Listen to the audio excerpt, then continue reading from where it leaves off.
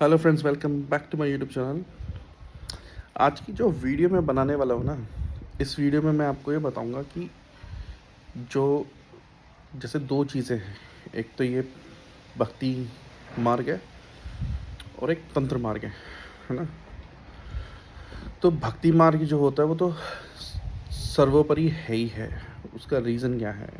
उसका रीज़न ये है कि जब आप भक्ति करते हो ना, तो भक्ति में आपकी परीक्षाएं होती हैं, साथ में आपके जितने भी कर्म फल है ना, जितने भी पिछले जन्म के, तो जिस शक्ति की आप भक्ति कर रहे हो ना, मान लो आप शिव की, पार्वती की, दुर्गा की, ये जितने भी उच्च सर्वोच्च कोटि के देवता हैं, इनकी जब आप भक्ति करते हो तो ये आपको सारे कर्म फल भुगतवा देती हैं यहीं पे, कि भुगत लो।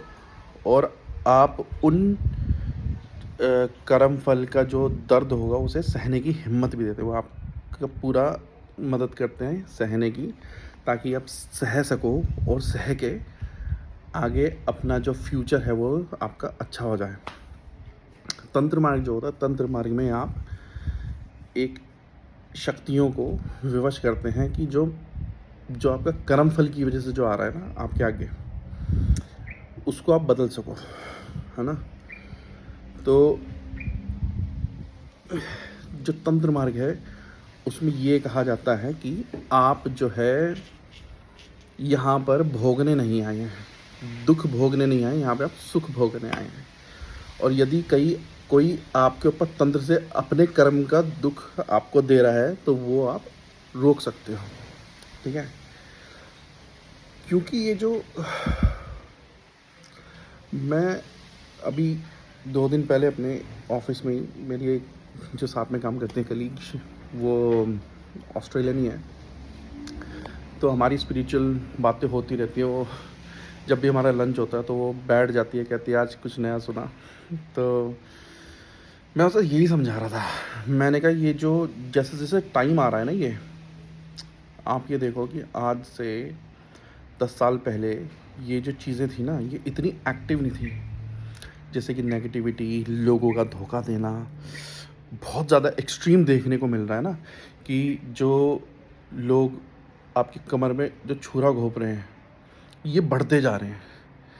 जो बिल्कुल बर्दाश्त नहीं कर पा रहे कि भई आप तरक्की कैसे कर रहे हो, ऐसे लोग बहुत ज़्यादा बढ़ रहे हैं। और इनको आइडेंटिफ़ाई करना भी बड़ा मुश्किल हो गया आज के टाइम पे। क्यों? क्योंकि वो इतने प्यार से बात करेंगे आपसे, आपको लगेगा यार ये तो मेरा ही भला चाहता है और कोई चाह ही नहीं सकता, और पीछे से वो आप पे छुरा घोंप देगा, है ना?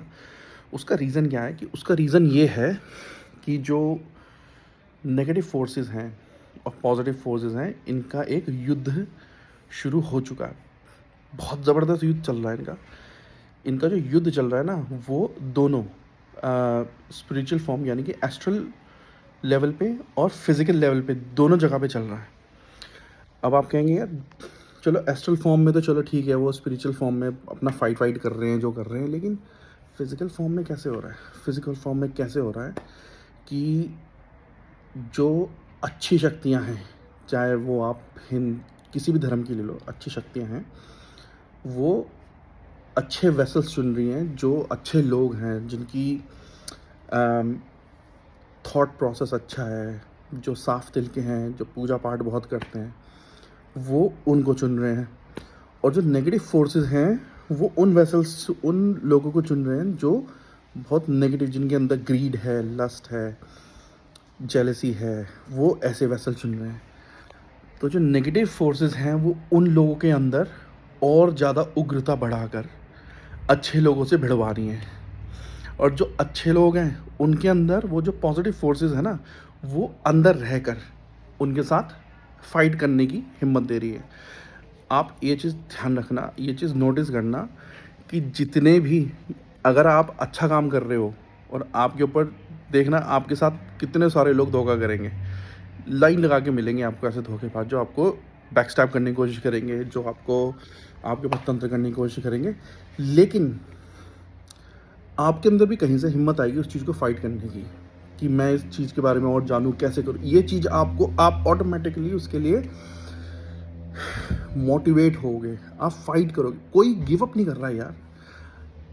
जो कई कई लोग गिव अप कर रहे हैं तो फिर वो गेम से बाहर हो जा रहे हैं, ये पूरा गेम चल रहा है, बहुत ज़बरदस्त गेम चल रहा है ये, दोनों लेवल पे, स्पिरिचुअल और फिजिकल लेवल पे ना। तो अगर आपके अंदर थोड़ी कमज़ोरी है तो जो पॉजिटिव फोर्सेस है ना वो आपके थ्रू जीत नहीं पाएंगी। जो आपके साथ नेगेटिव फोर्सेस आपसे भिड़ रही हैं वो आप पे हावी हो जाएंगी, है ना। वो लोग जो नेगेटिव लोग हैं वो आप पे हावी होने शुरू हो जाएंगे। आपको ऐसा लगेगा कि यार मैं बाउंड हो गया, मैं हताश हो गया, मैं कुछ नहीं कर सकता। आपके हाथ पैर, आप गिव अप की पोजीशन में आ जाओगे, क्योंकि उनकी जो नेगेटिव फोर्सेस है वो उस बंदे की नेगेटिविटी के साथ मिलकर इतने ज़्यादा स्ट्रॉन्ग तरीके से आपके ऊपर वार कर रही है। तो इंसान तो आप पे वार कर रहा है, उसके अंदर ये नेगेटिव फोर्स उस पॉजिटिव फोर्स के ऊपर वार कर रही है, जो आपके अंदर बैठ के उस नेगेटिव फोर्स से लड़ रही है। भाई बड़ा कॉम्प्लिकेटेड गेम चल रहा है। तो ये चीज़ का ध्यान रखना बहुत ज़रूरी है कि अगर आपके साथ गलत कोई कर रहा है ना, तो कोई पॉजिटिव फोर्स आपके साथ खड़ी है। वो तभी जीत सकती है जब आप अपनी ऊर्जा बढ़ाओगे, ताकि उस ऊर्जा से ये पॉजिटिव फोर्स जो आपकी है वो आपको उसके साथ भिड़ा के आपको जीतवा सके। जो एनर्जी है ना जो आपके साथ खड़ी है वो उतनी ही पावरफुल है जितने कि आप पावरफुल हो। जितना ज़्यादा आप अपनी एनर्जी बढ़ाओगे उतना ज़्यादा सामने वाला जो नेगेटिव वाला है वो दबता चला जाएगा। तो अगर आपके साथ गलत हो रहा है ना तो आप हताश मत हो बिल्कुल भी। आप ये समझ लो कि आपको थोड़ी मेहनत और करनी है, ऊर्जा बढ़ानी है, और वो ऊर्जा बढ़वाने के लिए जो गाइडेंस है वो पॉजिटिव फोर्स आपको कहीं ना कहीं दिलवा देगी। चाहे वो किसी वीडियो के माध्यम से, किसी इंसान के माध्यम से, कोई ना कोई चीज़ आपके सामने ऐसी आ जाएगी जिसको आप लगेगा यार ये कर लेते हैं। तो वो कहाँ से आ रही है, सारे थॉट्स उस डायरेक्शन में कौन ले जा रहा है? वो एनर्जी जो आपके साथ खड़ी है, जो आपको कह रही है कि फाइट कर, हम तेरे साथ हैं। जब आप गिव अप करते हो ना तो ये जो पॉजिटिव फोर्सेस हैं ये और ज़्यादा वीक हो जाती हैं, और ये फिर इस लायक नहीं रह पाती कि आपके साथ खड़े होकर वॉर कर सकें। सब कुछ मतलब आपसे पहले डाउन वो होंगे, क्योंकि आपकी एनर्जी डाउन होगी तो वो डाउन होंगी। तो अगर आपके साथ गलत हो रहा है ना तो हार मत मानो, इस चीज़ को टैकल करो। टैकल कैसे करना है?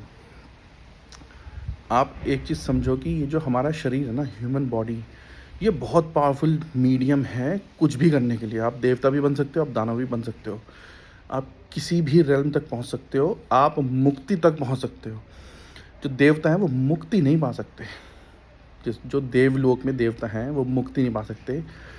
जो नरक में जो ये दानव हैं, भूत प्रेत हैं, ये मुक्ति नहीं पा सकते। आप इंसान मुक्ति पा सकते हैं, क्योंकि आपको ये शरीर मिला है, शरीर में बहुत पावर है। अब ये पावर क्यों है और कैसे आती है? क्योंकि जब भगवान ने हमें बनाया और उसने हमें इस फिजिकल फॉर्म में डाल दिया, मतलब अर्थ पे डाल दिया हमें, है ना।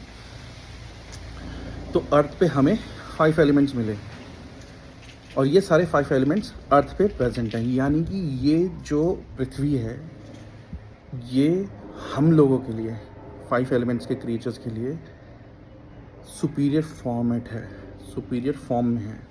हम यहाँ पे सुपीरियर हैं। बस हमें वो एनर्जी, वो जो पावर है वो एक्टिवेट करनी नहीं आती कि हम उसे एक्टिवेट कैसे करें, है ना।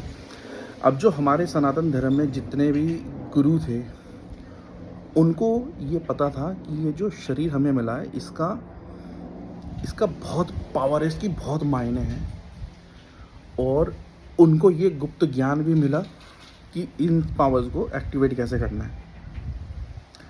अब क्योंकि ये गुप्त ज्ञान, इसे गुप्त इसलिए रखा गया कि अगर ये चीज़ किसी ऐसे इंसान के हाथ में लग जाए जो इसका दुरुपयोग कर ले तो उसको फिर रोकना बड़ा मुश्किल हो जाएगा। देवी देवताओं को बंधन, अब आप देख लो कि जो जितने भी बड़े बड़े दैत्य हो गए, किसी और की क्या बात करूं, आप देख लो महाबली रावण थे, उन्होंने देवी देवताओं को बांध के रख दिया था अपने, मतलब जो शनि को बांध के रखते, शनि देव को, है ना, नवग्रह को बांध के रख दिया। कोई ऐसा देवता नहीं था जिसे उन्होंने पकड़ के बांधा ना हो। क्यों? क्योंकि उनके पास ये डिकोडिंग आ गई थी कि शरीर से उस लेवल तक कैसे पहुंचा जाए। और देवता बिल्कुल क्या कहते हैं, उनके आगे हेल्पलेस टाइप के हो गए थे। तो जब जब किसी को ये कोडिंग पता चल जाए ना कि इसको डीकोड कैसे करना, तो वो महान शक्तियों तक, वो स्वयं देवताओं को भी धरती पे खींच के उनको बंदी बना सकते हैं। आपने सुना होगा महाअवतार बाबा, वो 1000 years ओल्ड हैं यार। जब चाहे तब प्रकट हो जाते हैं, जब चाहे तब अदृश्य हो जाते हैं। कहाँ से है उनके पास ये पावर इस शरीर में रह के? क्योंकि उनको वो कोडिंग पता है। कोडिंग क्या है? सबसे पहली चीज़ क्या है इसमें, कि आपको शरीर को बहुत ज़्यादा पावरफुल बनाना है। आपको वो चीज़ें एक्टिवेट करनी है जो चीज़ें इस ह्यूमन फॉर्म को सुपर ह्यूमन बनाती हैं। अब जो बड़े बड़े संत होते हैं, महात्मा होते हैं, इनको सबसे इम्पोर्टेंट, मेरे जो एक गुरु थे जिनसे मैंने साधनाएँ सीखी थी, तो उनका डेली का एक ही काम था, एवरी मॉर्निंग 4 o'clock उठना। 4 o'clock उठ के वो योगा करते थे। और योगा भी जैसा हम करते हैं ना, जैसे ऐसा वाला योगा नहीं, वो कुछ और ही करते थे यार। सर नीचे पैर ऊपर, ऐसे ऐसे आसन बना के वो प्रणाम करना कि भाई दोनों पैर गले की चारों तरफ डाल के नमस्कार, पता नहीं। फिर खाते बहुत कम थे, बहुत कम खाते थे खाना। तो मैंने एक दिन पूछा, मैंने कहा गुरुजी आप इतना कम कैसे खा के सर्वाइव करते हो? तो उन्होंने कहा कि हम अपने सिस्टम को खा के ना इतना ओवरलोड कर देते हैं, जो सिस्टम की कैपेसिटी है ना हमारी बॉडी की, ये बिल्कुल लो मोड पे चली जाती है। कह रहे हमारा जो सिस्टम है ये इस चीज़ के लिए डिज़ाइन ही नहीं हुआ कि हम इतना खाएं, है ना, इतना खाएं, क्योंकि हम लोड बहुत डाल रहे हैं।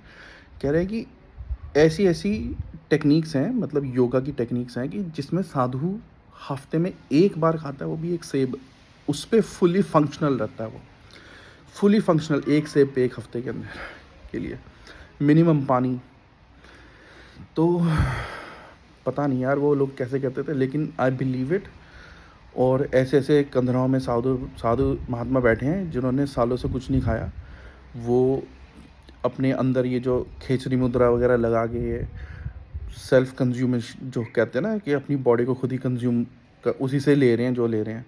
और कई कई हिमालय में ऐसी जगहें हैं कि जहाँ पे अगर आप इस इंटेंशन से जाएं कि मुझे यहाँ पे साधना करनी है, अच्छे इंटेंशन से जाएं, तो वहाँ पे बैठते ही आपकी समाधि भी लग जाती है और आपको भूख प्यास बंद हो जाती है। वहाँ पे वो एनवायरनमेंट आपको फीड करना शुरू कर देता है।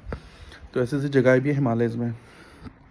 खैर, तो बॉडी को आपको बिल्कुल हेल्दी मतलब खाना खाओ ऐसा जिसमें किसी भी प्रकार की मिलावट ना हो। मिलावट इन द सेंस एनर्जी। आप रेस्टोरेंट में खाना खा रहे हो, रेस्टोरेंट में जाके आपको जो बना रहा है वो किस इमोशन से बना रहा है, जो आपको सर्व कर रहा है वो किस इमोशन से सर्व कर रहा है, वो सारा कुछ कोडिंग हो रही है उस खाने में। इसलिए कभी भी साधु संत किसी के हाथ का बना हुआ नहीं खाते हैं, वो अपने हाथ से बनाते हैं। चाहे फल भी लेंगे तो उसे धोएंगे, उसके ऊपर पहले पूजा पाठ करेंगे, उसके बाद उसे खाएंगे ताकि उसमें ऊर्जा आए। और जो हम खाना खा रहे हैं बिल्कुल भी ऊर्जावान नहीं है, क्योंकि इसमें कोई एनर्जी नहीं डाली जा रही है। खाना सही करना पड़ेगा आपको, अपनी बॉडी को व्यायाम यानी कि एक्सरसाइज, ताकि जो टॉक्सिन्स हैं वो बाहर निकले, आपकी बॉडी की फंक्शनैलिटी अच्छी हो, स्ट्रेंथ आए। ये बहुत इम्पॉर्टेंट है। तीसरा ध्यान बहुत इम्पॉर्टेंट है यार। आप मतलब ऐसी एक्सरसाइजेस करें जिससे कि आपका ध्यान बढ़े, कि जब आप मंत्र पढ़ें तो आपको मंत्र दिखे, उस मंत्र को आप आंख बंद करके देख पाओ, है ना, ऐसा ध्यान हो। और सही गुरु का होना बहुत ज़रूरी है, ताकि वो जो मंत्र दे वो ऑलरेडी एक्टिवेटेड मंत्र मिले आपको। नहीं तो अगर आपने ऐसे कुछ उठा के कहीं से करा, वो किसी के गुरु के मुंह से नहीं लिया ना, तो वो मंत्र एक्टिव होने में बहुत टाइम लग जाएगा। आप कहोगे यार मेरे को तो एक्सपीरियंस नहीं हो रहा है, कुछ नहीं हो रहा ना, ये सब। तो इसलिए तो हमारे जो धर्म में है, इसमें गुरु की महानता बहुत ज़्यादा है। और इसीलिए तो कहते हैं कि गुरु के मुख से मिला हुआ मंत्र आपको फल भी बहुत तेज़ी देगा, और उसमें डेंजर्स भी नहीं होंगे इतने। मैं आपको एग्जांपल बताता हूँ। जब मैंने एक साधना करी थी जिसमें मैंने पहले भी अपने एक्सपीरियंस शेयर करे हैं, कि जिसमें मैं मतलब सेकंड डे से ही मेरा ऐसे ज़बरदस्त होना शुरू हो गया था कि मुंड दिख रहे हैं, मुंड पे टिक्के लगे हुए हैं, और मुझे वो बैठा वगैरह है कि अगला मुंड तेरा है जिसे खाऊंगा, है ना। और कान में चीखे मारना, भाई रात को सोने नहीं देते थे कहीं, कुछ ऐसा खतरनाक एक्सपीरियंस। सेकंड डे से तो मुझे लग रहा था शायद मैं पार ही नहीं, मैंने 11 दिन की साधना उठाई थी, मैं तीसरे दिन सोचा था शायद मैं चौथे दिन मैं निपट लूँगा इसमें, है ना। बट वो चलो ठीक है, वो माता रानी ने कैसे करके मेरे से साधना करवा दी, ठीक हो गई वो साधना, सफल हो गई। फिर उसके बाद मैंने फिर करी तो मेरे को कोई दिक्कत नहीं हुई।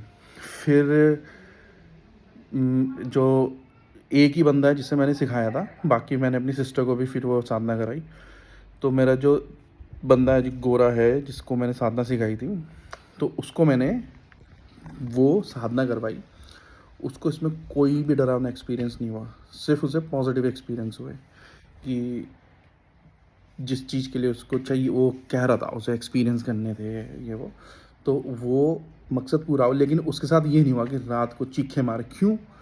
क्योंकि वो चीज़ ऑलरेडी मैं झेल चुका था और उस शक्ति को मैं मना चुका था।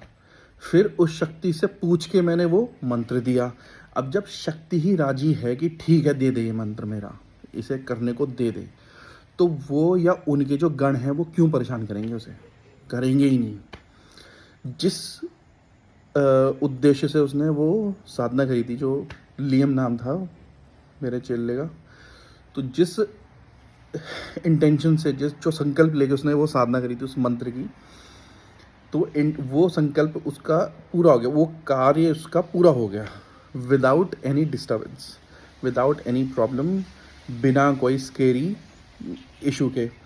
सेम यही मेरी सिस्टर के साथ भी हुआ। जब मैंने उसको ये साधना करवाई, मैंने कहा ये कर ले, क्योंकि ये करनी इसलिए ज़रूरी है कि इसे करने के बाद कोई गलत सोचेगा तो ये ऑटोमेटिक शक्ति चल पड़ेगी, है ना। तो उसको भी कोई जिसमें डरावने एक्सपीरियंस नहीं हुए, उसको सपने में आके शक्ति बोल के जा दर्शन दे के गई, जिस शक्ति की साधना थी, और अच्छे रूप में, नॉर्मल जैसे हम दिखते हैं ना ऐसे रूप बना के आते हैं। और जब आप वैसे कर रहे हो तो ख़तरनाक रूप में दिखते हैं ना, क्योंकि वो टेस्ट करते हैं ना कि ये इस लायक है भी कि नहीं। और जब आपने वो टेस्ट पास कर लिया, फिर जब आप उनसे रिक्वेस्ट करते हो कि मैं आपकी साधना इसे करवा रहा हूँ, तो जब वो हाँ बोल देते हैं ना, जब वो हाँ कर देती है शक्ति, तो जिसको भी आप वो मंत्र दोगे तो वो मंत्र बहुत तेज़ी से काम करेगा, उसको एक्सपीरियंस होंगे, उसको गलत कुछ भी एक्सपीरियंस नहीं होगा, क्योंकि वो शक्ति की रजामंदी से हो रहा है। इसलिए कहते हैं कि गुरु के मुंह से मिला हुआ मंत्र काम भी फास्ट करता है। आपको वो जो डेंजर है सब कुछ, सब चीज़ से निकाल के जिस काम के लिए कर रहे हो उसी काम के लिए होता है। इसलिए गुरु का बहुत ज़्यादा महत्व है इसमें। तो सही गुरु का मिलना, गुरु से दीक्षा लेना, है ना, और फिर ये साधनाएं करना। फिर आप, अगर आपका गुरु स्ट्रांग है ना, तो आप बेधड़क, अब जैसे मेरे जो गुरुजी हैं वो बोलते हैं कि बेटा तुझे कहीं जाना है ना, तू आधी रात को शमशान चला जा और वहाँ पे जाके बस ये बोल दियो, मेरी भक्ति, गुरु की शक्ति, पूरा मंत्र ईश्वर वाचा, बस चलता जा अंदर, कि मेरी तो भक्ति है, गुरु की शक्ति है, शक्ति गुरु की है, मेरी शक्ति नहीं है, मेरे गुरु की शक्ति है। कह रहे कि कुछ तू चिता पे बैठ जा, मुर्दे पे बैठ जा, कुछ भी बैठ जा, कुछ भी कर ले, कोई बाल नहीं उखाड़ सकता तेरा, कोई भी चीज़, है ना। इतनी शक्ति होती है गुरु की कि अगर गुरु पीछे खड़ा है ना आपके, तो आपको कोई हिला नहीं सकता। जब अंगद रावण सभा में खड़ा हुआ, उसने कहा ना, ये रहा मेरा पैर, जो उठा देगा तो मेरे राम पीछे हट जाएंगे, कोई नहीं उठा पाया, तो वो अंगद की शक्ति थोड़ी थी, वो तो प्रभु श्री राम की शक्ति थी, जो उनके गुरु थे, सबके गुरु थे, जो उनके इष्ट थे। इष्ट की शक्ति थी, गुरु की शक्ति थी कि कोई पैर हिला नहीं पाया, क्योंकि अंगद के पीछे स्वयं श्री राम खड़े थे। हनुमान जी जो इतने बड़े बड़े कार्य कर दिए उन्होंने, इतने बड़े बड़े कांड कर दिए, कैसे कर दिए? मेरी भक्ति, गुरु की शक्ति, उनकी सब भक्ति थी, शक्ति किसकी थी? प्रभु श्री राम की। पहाड़ उठा के ले गए, क्या क्या नहीं कर दिया, क्योंकि गुरु की शक्ति काम करती है। तो भाई गुरु होना बहुत ज़रूरी है, और अगर गुरु नहीं है तो भी इसमें स्ट्रेस वाली कोई बात नहीं है। आपके जो कुल देव देवता पितर हैं ये भी आपके गुरु समान ही हैं, इन्हें भी गुरु मान के काम करो। शिव जी जो हैं वो गुरु समान हैं, शिव तो सबके गुरु हैं, लेकिन हाँ जो आपके कुल देव देवता हैं, जो आपके पितृ हैं, जब भी आप उनके लिए कुछ भी करोगे, साधना करोगे, उनके मंत्र जाप करोगे, उनकी सेवा करोगे, तो क्योंकि वो आपके पितृ पूजते हुए आ रहे हैं ना, तो उसमें आपको वैसे भी कोई प्रॉब्लम नहीं होगी। वो सिद्ध भी बहुत फास्ट होंगे, वो काम भी बहुत फास्ट करेंगे, और आपको उसमें कोई भी डरावना एक्सपीरियंस नहीं, क्योंकि वो तो तुम्हारे कुल का चला आ रहा है ना, तो कुल की शक्ति चली आ रही है। इसलिए तो कुल देवी देवता पितरों का इतना महत्व होता है ना। तो भाई हर चीज़ जो है ना, जो हर चीज़ है तंत्र में, हर चीज़ लगती है भाई। ऐसा नहीं है कि अगर मैंने कोई कार्य के लिए मंत्र शक्ति लगानी है तो वो मंत्र शक्ति अपने आप काम नहीं करेगी, वो मंत्र शक्ति दिशा के साथ काम करती है। जैसे कि आपने महाभारत के सीरियल्स देखे होंगे ना, उसमें वो लोग मंत्र पढ़ते थे धनुष के ऊपर और तीर प्रकट हो जाता था, या उनके हाथ आंख बंद करते थे, हाथ में अस्त्र प्रकट हो जाता था, फिर वो अस्त्र चलाते थे, जिधर जिस दुश्मन है उस तरफ फेंकते थे अस्त्र, है ना। जैसे आप अगर शूटिंग रेंज में जाओ तो बंदूक लेके आप बुल्सआई पे शूट करोगे ना, कि भाई निशाना कहीं तो लगाओगे। इसी तरीके से मंत्र जो होते हैं इसी तरीके से काम करते हैं। आपको इन्हें दिशा देनी पड़ती है कि किस दिशा में भेजना है, क्या कार्य करना है, ये आपके माइंड में फुल क्लैरिटी होनी बहुत ज़रूरी है। यदि आपके माइंड में क्लैरिटी नहीं है तो आपका मंत्र बिखर जाएगा, मंत्र की शक्ति सारी बिखर जाएगी। इसका क्या मतलब हुआ? इसका मतलब ये हुआ कि मान लो मैंने संकल्प करा कि मैं ये मंत्र इतने दिन का संकल्प कर रहा हूँ, इस मंत्र के प्रभाव से मुझे मेरी जॉब में दिक्कत चल रही है। ये दिक्कत है, क्या दिक्कत है? कि मेरा प्रमोशन नहीं हो रहा, ठीक है। बिल्कुल क्लियर होना चाहिए आपका, एकदम क्लियर, कि मेरी सैलरी नहीं बढ़ रही, मेरा प्रमोशन नहीं हो रहा, या मेरे को ये बंदा परेशान कर रहा है ना। तो फिर आप उस मंत्र का जाप करो। अब मान लो कि मैंने संकल्प करा कि मेरा मैनेजर मुझे परेशान कर रहा है। अब मैं ये एक एग्जांपल दे रहा हूँ, इसे लिटरली मत ले लेना, एक एग्जांपल दे रहा हूँ। और मैंने हनुमान जी के मंत्र का साधना उठा ली 11 दिन की, कि बजरंग बली मेरा मैनेजर मुझे परेशान कर रहा है। 11 दिन की साधना के फल स्वरूप ये जो मैनेजर है ठीक हो जाए मेरे लिए। तो क्या होगा कि आपने संकल्प कर लिया। अब आप जब मंत्र जाप कर रहे हो ना, मंत्र जाप करते वक्त आपके दिमाग में सिर्फ मंत्र ही चलना चाहिए। आपके दिमाग में ये नहीं आना चाहिए कि अरे यार वो गाड़ी देखी थी यार, बहुत बढ़िया गाड़ी थी, या कि यार वो खाना था। ये जैसे जैसे आपका मन भटकेगा ना उस टाइम पे मंत्र जाप करते वक्त, जहाँ जहाँ जाएगा वहाँ मंत्र जाएगा वहाँ जाएगा। अरे यार खाने में तो खाने में चला जाएगा, अरे वहाँ पे तो वहाँ चला जाएगा। इसलिए बहुत इंपॉर्टेंट है कि उस टाइम पे मंत्र पे ही फोकस करो।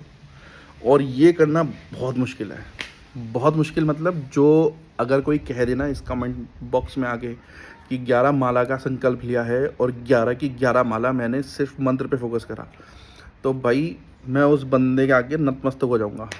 ऐसा हो नहीं सकता कि थॉट प्रोसेस बिल्कुल वहाँ पे टिका रहे, भटकता है और भटकेगा, और उसमें कोई प्रॉब्लम नहीं है, क्योंकि आपको धीरे धीरे जैसे जैसे आप करोगे धीरे धीरे आपकी क्या कहते हैं प्रैक्टिस बढ़ेगी। प्रैक्टिस के साथ साथ फिर आपका साधना की कैपेसिटी बढ़ेगी, माइंड कंट्रोल बढ़ेगा। इसलिए तो कहते हैं ना कि माइंड कंट्रोल एक्सरसाइज करनी सीखो, कि थॉट को कैसे क्लियर करें। अनुलोम विलोम करो, कपालभाति करो, और माइंड को क्लियर करना सीखो कि कोई भी थॉट क्यों आ रहा है, इस टाइम पे नहीं चाहिए। बिना किसी मंत्र जाप के कहीं बैठ के सिर्फ एक जगह पे फोकस करके उस पर फोकस रखो, कि ये ध्यान रखो कि कोई थॉट ना आए। धीरे धीरे प्रैक्टिस बढ़ेगी और फिर वही प्रैक्टिस आप उसमें यूज़ करो। तो भाई जो ये तंत्र मार्ग है ना, बहुत कॉम्प्लिकेटेड है और बहुत सिंपल भी है। सिंपल उनके लिए है जिन लोगों को इससे गलत काम करना है, कॉम्प्लिकेटेड उनके लिए है जिन लोगों को इसे अपनी भलाई के लिए यूज़ करना है। अब आप देख लो ना यार, अगर आपको किसी चीज़ को सदुपयोग करना है ना, उसमें बहुत सारे कॉम्प्लिकेशंस होते हैं, और किसी चीज़ का दुरुपयोग करना है वो बहुत इजी होता है करना, है ना। जो तांत्रिक हैं बैठे हैं, जो कहते हैं कि हम 24 घंटे में तुम्हारा वशीकरण कर देंगे, 24 घंटे में मारना कर देंगे, तो भाई क्या लग रहा है घंटों घंटों बैठते हैं? नहीं यार, गंदी चीज़ों का आह्वान करके उनको भोग दे दो, वो चल जाती हैं। अच्छी चीज़ नहीं चल पाएंगी इतनी जल्दी, अच्छी चीज़ कभी किसी का गलत नहीं करेंगी। अब अगर मेरी जिन जिन शक्तियों की मैंने साधना करी है उनको मैं बोल दूं कि जाओ इसका नुकसान कर दो, भाई वो नुकसान मेरा ही कर देंगे उल्टा, कि तो हमसे काम कैसे करवा रहा उल्टा काम, है ना।